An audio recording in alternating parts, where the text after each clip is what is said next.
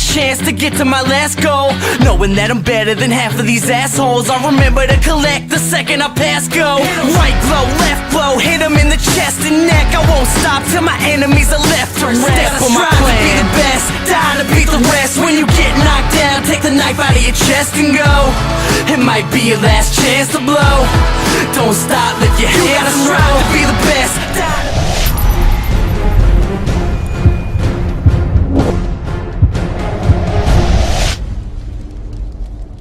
It always saddens me to start with the negative of the game, but before people flip out, this is the negative part of the game. The rest is pretty good. Let's start with the story. In this game, it is about a brother and sister trying to reunite, and then she goes crazy batshit insane, Naruto type monster runs away, and then he tries to rescue her again, and I may have got that all wrong because I skipped most of the cutscenes in this game.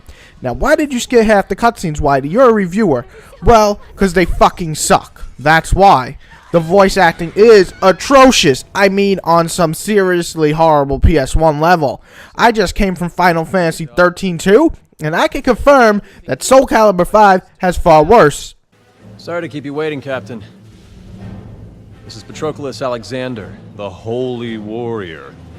It's the guy I was telling you about.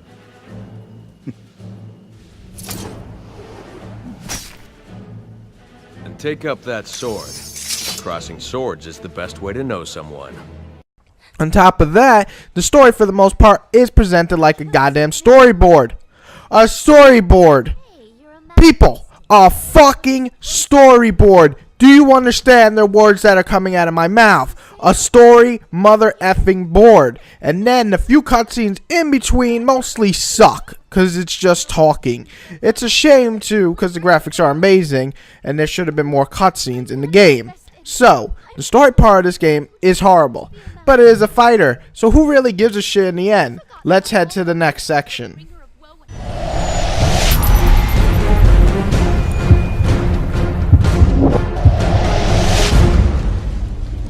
Probably my favorite part of the entire series. Graphic wise, this game still looks pretty. All the shiny armor, special attacks like Critical Edge and Brave Edge look sick, and the movements are done all nicely. The environments are nice enough, though they could have used a little more flair. The character creation is great because there's so many things you can unlock. So once again, the graphics in Soul Calibur series are top notch.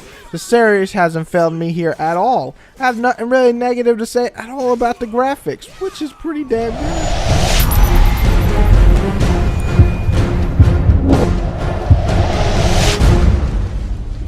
Now, the most important part of the fighting game is, well, the fighting. So let's talk about what works in Soul Calibur. Now, Soul Calibur, in my honest opinion, hasn't changed all that much throughout the years. I've only started with Soul Calibur 2, but I played them all since then. So, if you enjoyed the weapon combat of Soul Calibur up till now, this should be no different. I think that's why I can enjoy Soul Calibur. It's just easy enough for beginners to get into, enjoy it, and without having to learn like 100 fucking combos. Though there still has balancing issues like most fighters do, and wow, some of the people abuse the fucking crap out of moves online. The changes I noticed from the last one is taking away the critical finishers, which is a bit sad, and replacing them with Critical Edge and Brave Edge, which are basically quick super moves. They remind me of those Street Fighter moves, and they're easy enough to pull off. The funny thing is they don't give you like a huge advantage in battle, but if an enemy is about to kill you and you have that and you do that and you hit them, you might just change the tide of the battle, which is pretty damn good.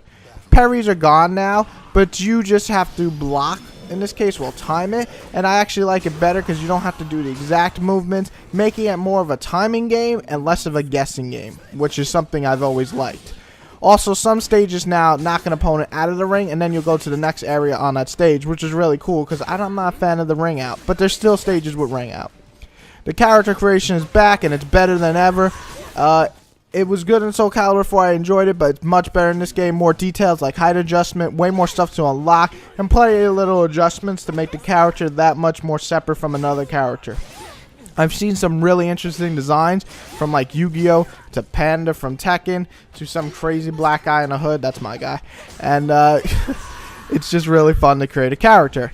You also, of course, have the online, which is pretty well done. There's some lag, but I think that's more because people's have shitty connection.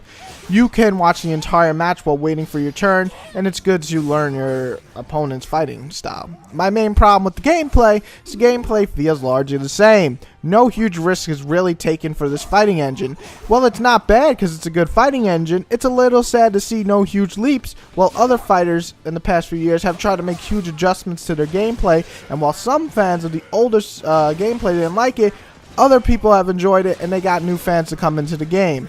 Also, the difficulty in single player seems to like spike out of nowhere. One enemy is very easy, you beat him in a second, and the next enemy just goes Super Saiyan 3 on you and you're like, whoa, dude, chill. On top of that, the single player content is very, very small. Sure, it's meant to be a versus game, but it's sad for someone like me who likes to play a lot of single player content, even in fighters. This is why I enjoyed Mortal Kombat last year, because it had plenty of single player content, and that seems to just be missing here. I wish fighters would take a lesson from that.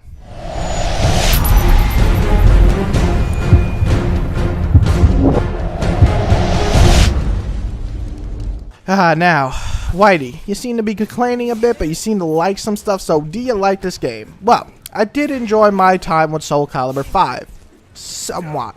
I enjoyed the last one quite a bit, but I also found a few problems with that game. They seem to have improved a few things here, but they seem to have kept some flaws and added a few more. The story is a mess and it's dumb and normally wouldn't bother me, but when fighters are finally trying to fix this, it's sad to see Soul Calibur not doing the same. The balance issue in the game is still sadly there, and the gameplay doesn't really try to fix it. It's annoying when people abuse it. The voice acting is horrible, the single player is lacking big time, and that's a big fuck up to any fan of single player content like myself. But what works? The fighting engine works well enough and you can still be fun with it. Characterization is tons of fun to go through. The online works well and there's plenty of reason to go back and get your rank up. The graphics look great and there's really no negatives towards those. I honestly feel Soul Calibur 5 is a mixed bag. It's not a bad game by any means, but it takes no large jumps to make it a great game. I'm going to award Soul Calibur 5 a 7 out of 10, and in case you're confused, you fucking fighting fanboys, that's a good rating in my system. It's a good game, but not a great one. I hope to see some other adjustments in the series before it becomes very, very dry, which that's what it's heading towards. For now, fans will probably enjoy it, but any other person who just likes fighters and wants to see some advancements, I'd say wait. Let's see what this series can produce in the long run.